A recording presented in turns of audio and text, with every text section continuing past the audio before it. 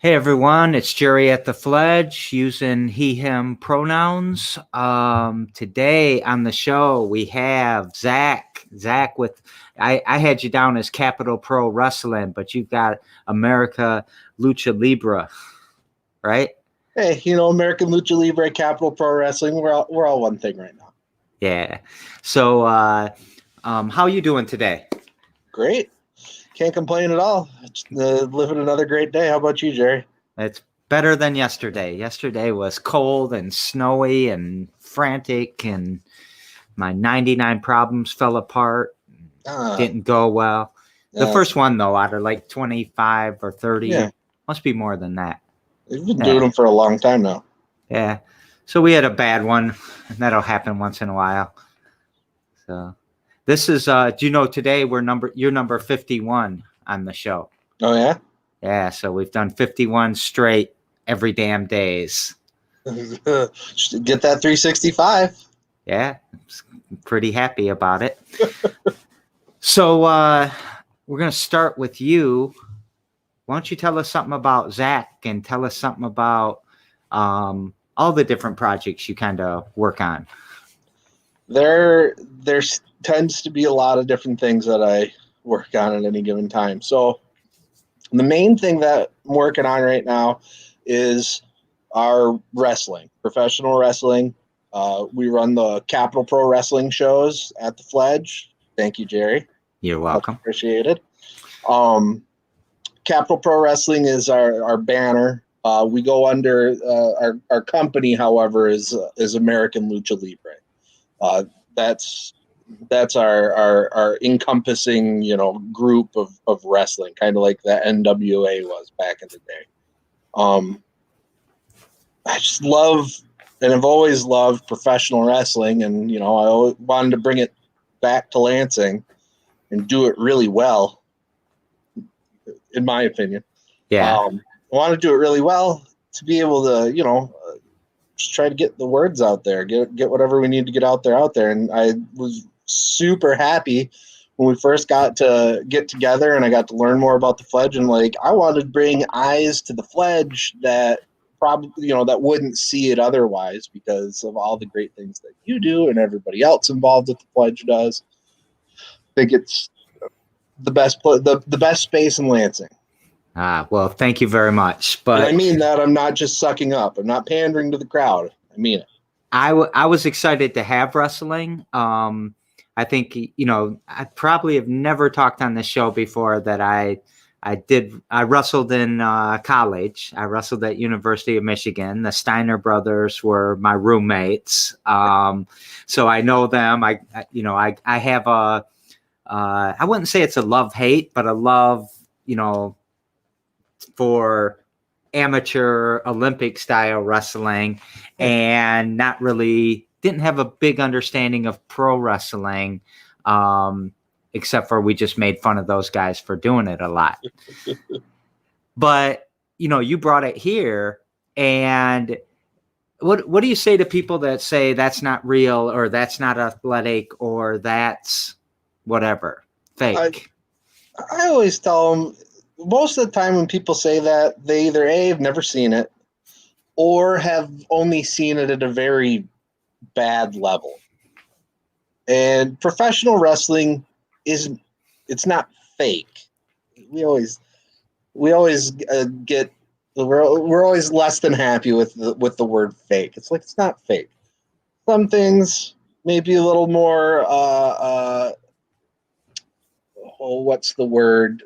Blown up for showmanship and things like that. But, I've gotten rocked plenty of times. I've seen a lot of blood, in real blood, not, vampire Halloween blood. No, none of that. You can't, you do something like that, somebody sees it, and then, they're going to look at you and tell you you're a joke.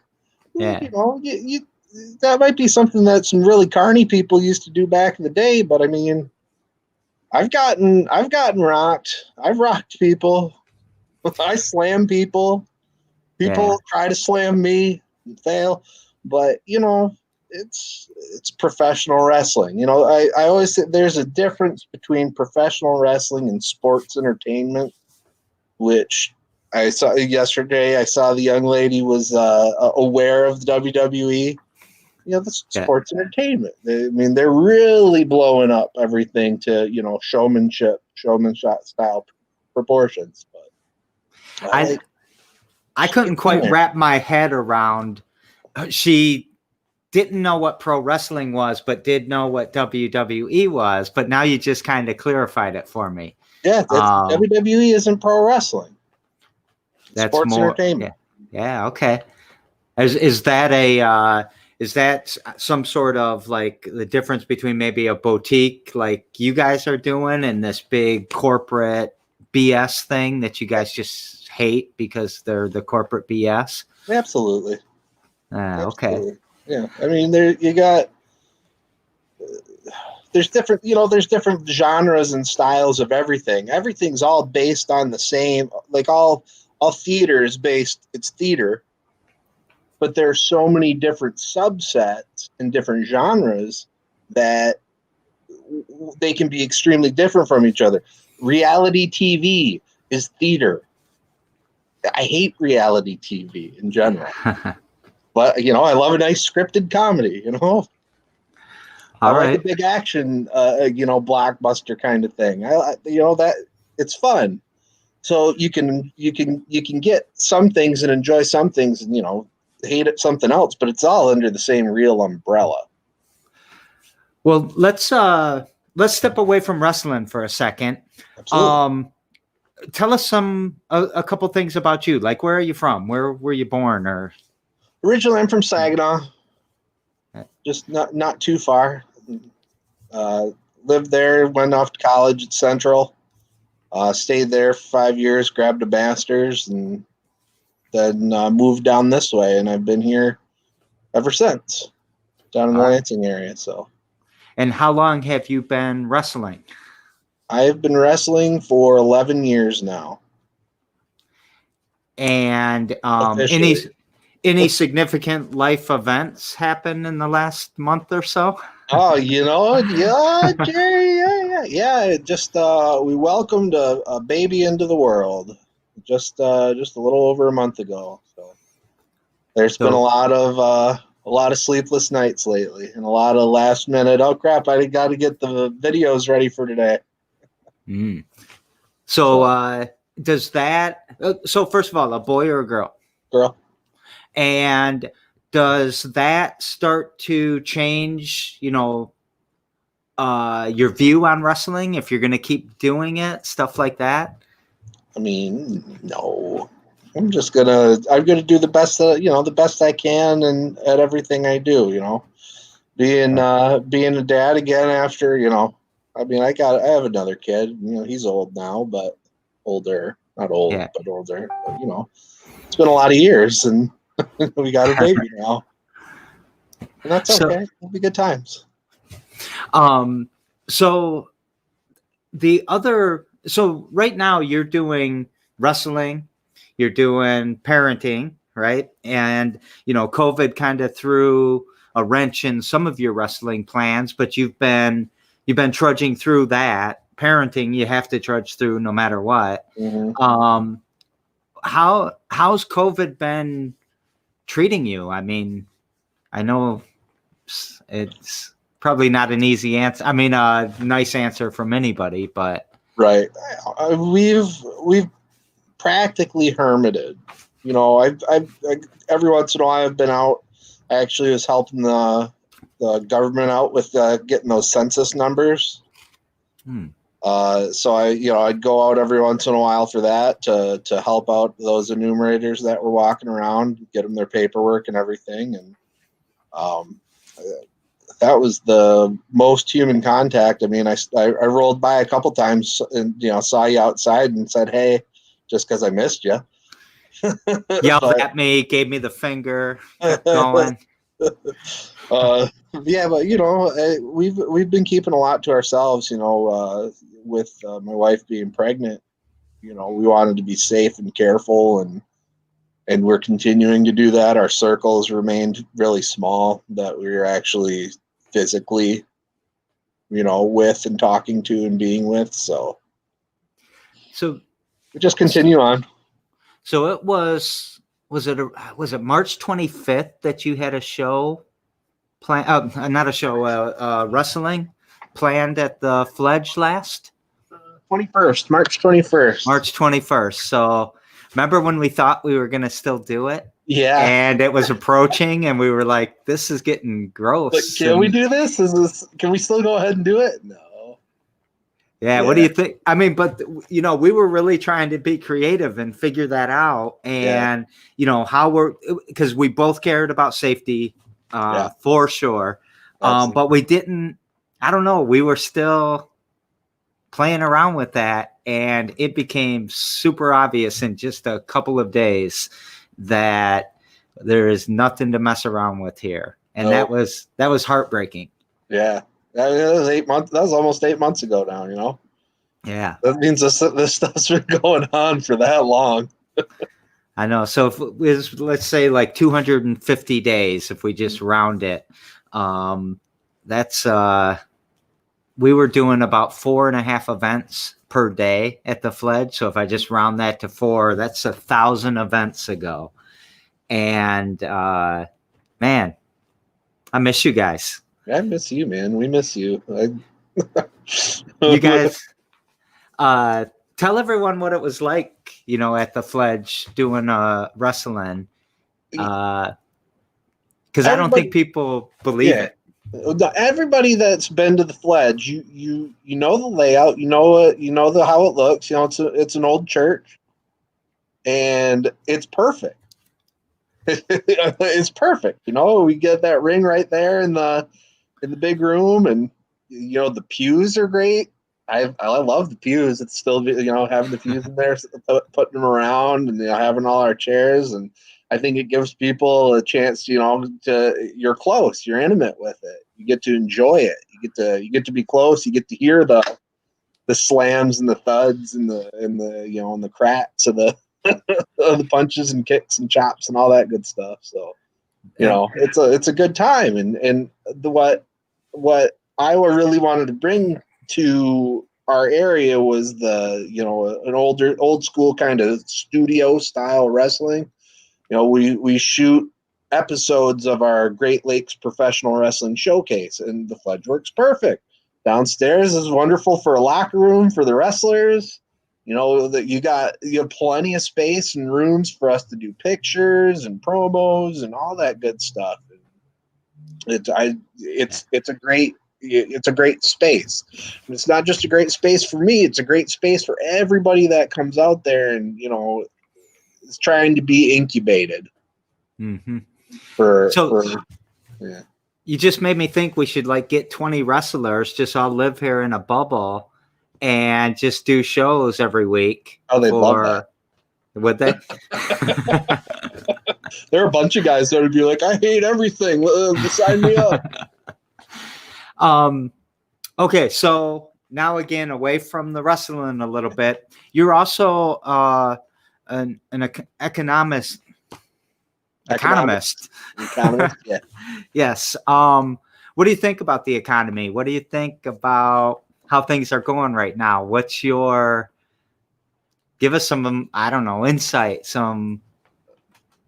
We know it's a struggle. We know the economy's a struggle. The economy's been a bit of a struggle.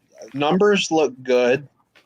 Unemployment looked really low. That's great.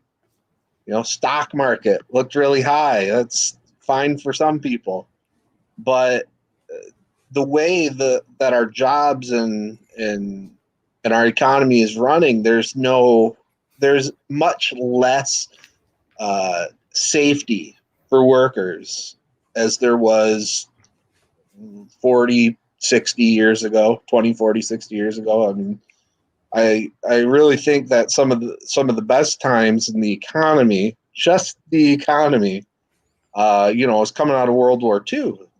Everything was looking really good. We had some troubles going through in the 70s, oil inflation, all that good stuff. That was bad news for everyone. Kind of started doing really nice in the 90s, but I mean, we all know that it was a bubble. It was that technology bubble and that internet bubble that burst helped lead us into that 2001 recession that everybody blames 9/11, but it was there before 9/11. That just exacerbated it. Yeah. But now, I mean, everything, the gig economy, that's the buzzwords that I hear these days, the gig economy. Everybody's working for, a ride at a time or delivery at a time. That's no, unless that's something that somebody loves, that's no way to be able to thrive. You can survive off it, but you can't thrive off it. And I picked my shirt today for a reason. I want to see people live well. Yeah. Not just scraping by. And there's absolutely, and Jerry, you know this, there's absolutely no reason that people should have to be scraping by in this country with the wealth, the resources that we have. You say it a lot, and I'm on board with it. In economics, we talk about there being scarcity and it being a scarce society. But you made some really good points to me in the past about, we've got abundance where we are. There's an abundance of people that can do things. We've got the space, we've got the resources. Let's find a way to build people up. And that's something I've always said is like, yeah, if you help out the top people, you're bringing some people up. But if you're pushing up from the bottom, everybody comes up. Yeah. Those rich people get rich off the poorest of the poor. I mean, $1 at a time. And you were talking Elon Musk and Bezos yesterday, and you're right. Hate those guys. How much money do those guys pocket in their companies and in their own personal bank accounts? How much do they pocket through this? Yeah, but billions, hundreds of billions, and I know Amazon. The wife loves it. She uses it all the time because she doesn't want to go anywhere. I don't blame her. I don't want to go anywhere either. But well, it's super easy, and it's. I mean, there's some things I can't get a Raspberry Pi or an Arduino that was made in the east side of Lansing. So, right. I mean, it's gonna be super hard to break away from it. It is, but it's also, we can't continue to do this where. A single parent can't even work because childcare is more than what they make. Right. And you just, everyone says that, the essential workers or the people getting laid off shouldn't have been paid that extra $600. But look at, it was, why risk your life for a job that doesn't even pay you to get by? I love that $600 coming into this community, with all these people and, buying, having some freedom to buy things like a new refrigerator that they won't have to worry about breaking. So many people around here live under the Alice threshold that a broken refrigerator can derail their whole life for months, even make them lose their house. Yep. So, okay. Going to switch to every damn day. What's something you do every damn day to kind of push your different missions forward?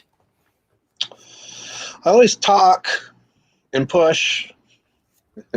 Maybe I don't push enough, but I talk and I push about my passions. I try to get our wrestling out there. I try to get our video work out there. I try to talk economics with people. I try to talk about my passions. And just try to help others just see a different viewpoint if possible, or in some cases maybe have people say, "Oh, there's other people that think what I think or say what they know what's going on." I don't like trying to get stuck in those echo chambers or anything, but reality tends to to move toward what's right over time. I hope so. I mean, I hope so too. We got about 20, 30 hours before the whole world falls apart tomorrow. Oh, as well as I do that we're not going to have any sort of idea of what's actually going to happen until the weekend. I know it. But the Facebook fights next week are going to be they're gonna be fucking. great. Yes. I'm gonna be in there with my popcorn. I'm gonna be holding the sleeping baby and scrolling and being like, I think I'm just gonna stick my head in work and try to not pay attention for a little bit. That's a great idea. I just got to make sure people aren't getting endangered, you know? Yes, because that's, I mean, people are just brazenly out there just being dickheads. Yeah. For lack of a better term. And I could see that escalating in a neighborhood like ours. It could escalate quickly. Yeah, I don't want to see that anywhere. There's no point to, for people to attack each other. It's going back to economics. This is what has happened for the entirety of history. Is the way people are pitted against one another. You have these people, Republicans and Democrats. They're all the same.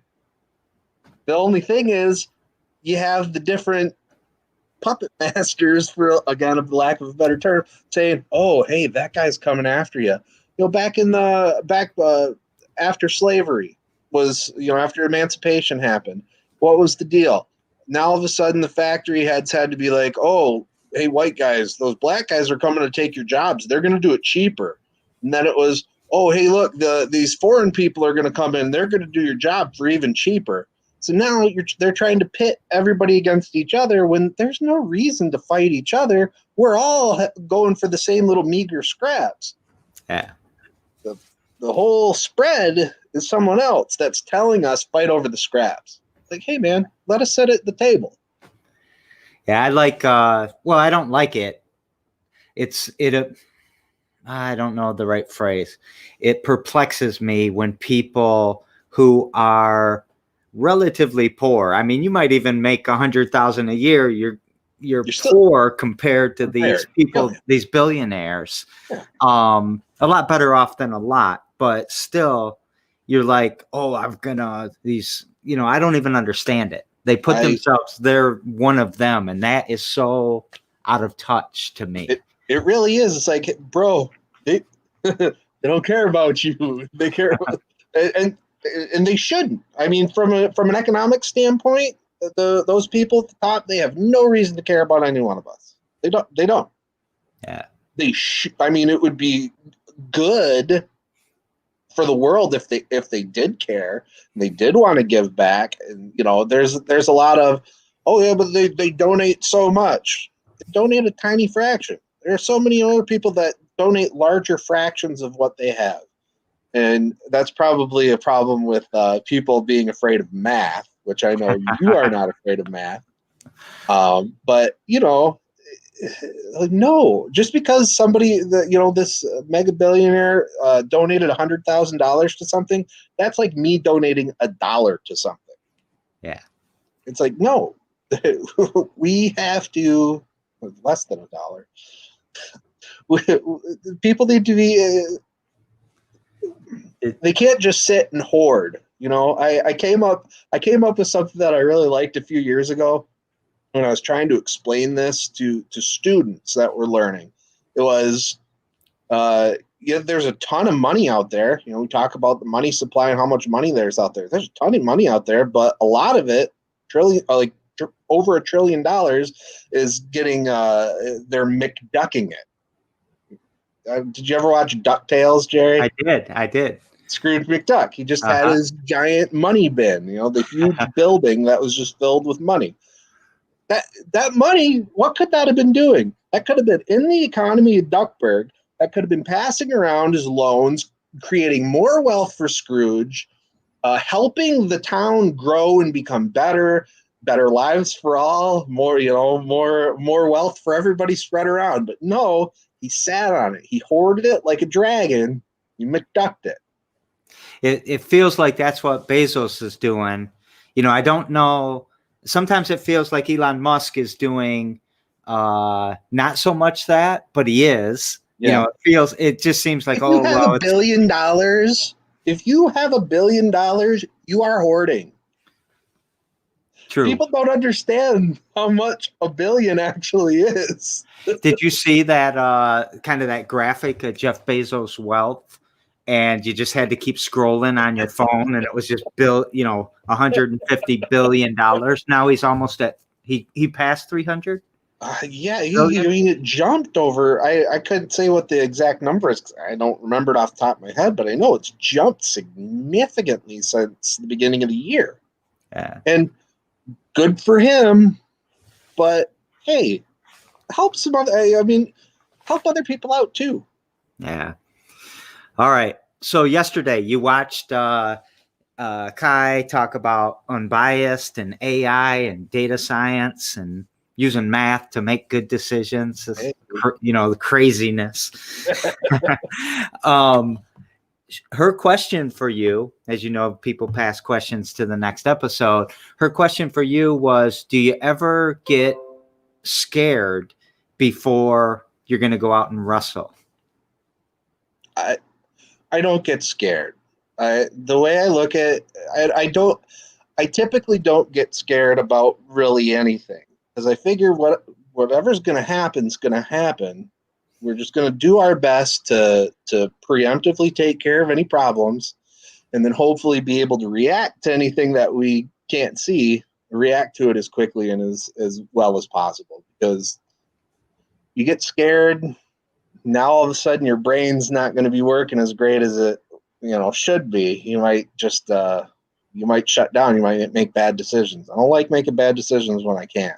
But I mean, if there's anything that is the unknown of when we run shows at the Fledge, when we run our events, I want to make sure that everybody that's working with us is taken care of as best we can.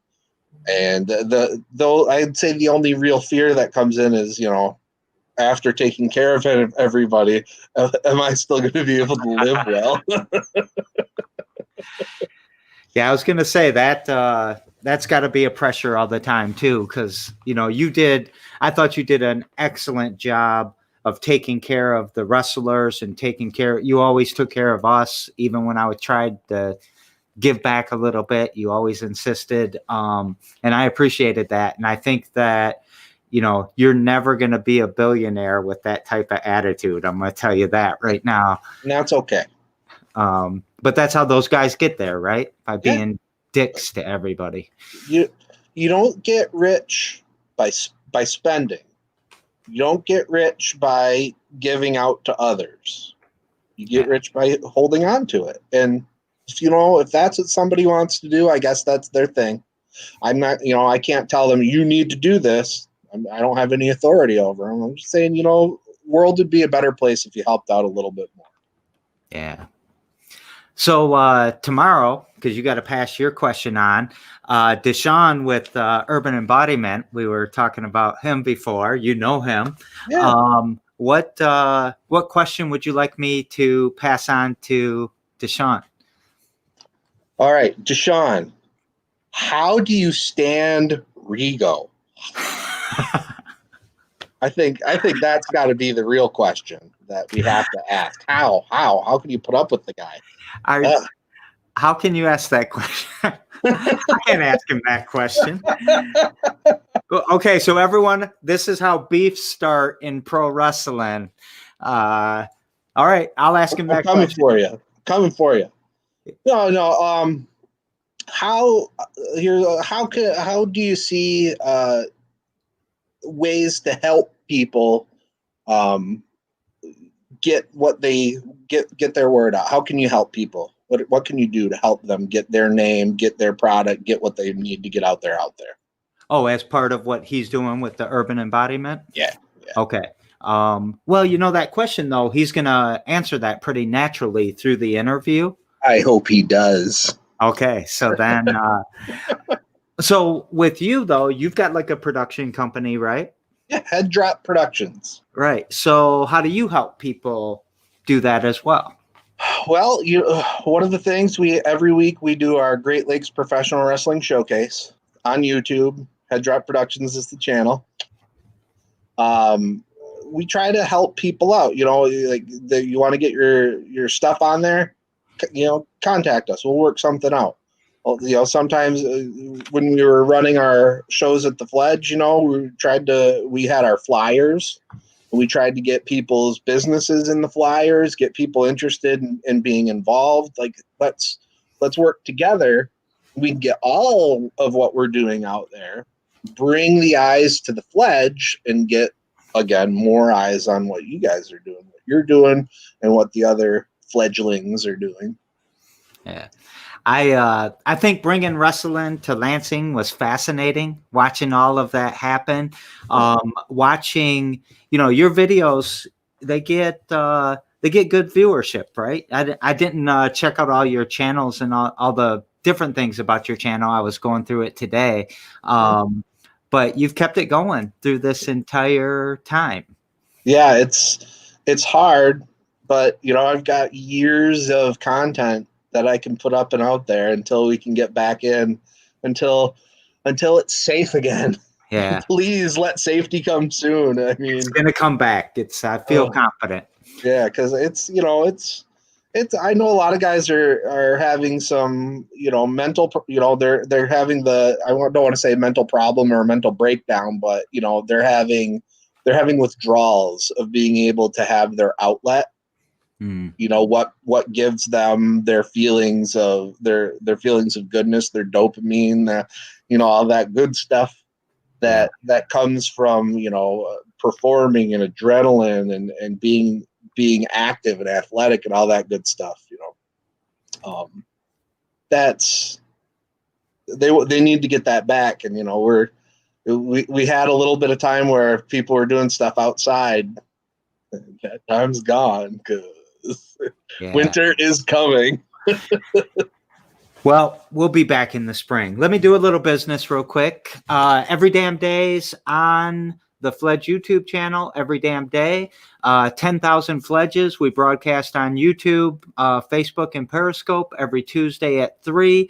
We're going to start our coding club up again next week. So you might have seen an event get scheduled today. And 99 Problems, but a Pitch Ain't One is Friday at 9 a.m. So you want to take us out with something? Thursdays, 6 p.m.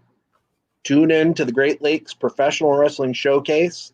It premieres on YouTube, 6 p.m. Eastern, youtube.com/Head Drop Productions. Follow us on Facebook, Capital Pro Wrestling, American Lucha Libre will get you taken care of.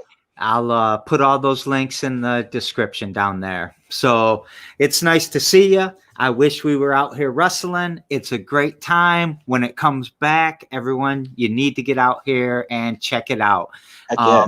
And if you're a fledgling, we'll put you in the box upstairs and we'll have VIP suites. Yeah. All right. I'll see you. Thanks, Jerry. I appreciate you. I appreciate you too. I'll see you later.